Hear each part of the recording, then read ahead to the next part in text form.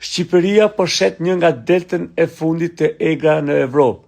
Rajoni Vjosa Nata, shtëpi për flamingo, pelikan dhe mbi 220 lloj shpendesh. Kjo tokë ishte e mbrojtur, derisa qeveria shqiptare ndryshoi ligjin. Në vitin 2024, një ligj i ri lejoi ndërtimin edhe në zonat të mbrojtura.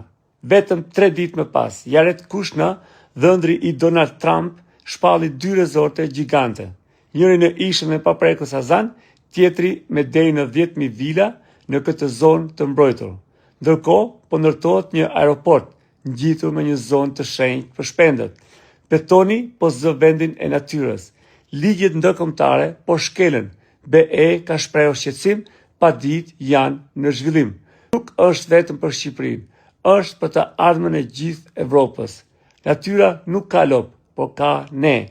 Ndaje këtë video, fol para se heshtja të bëhet shkatërrim.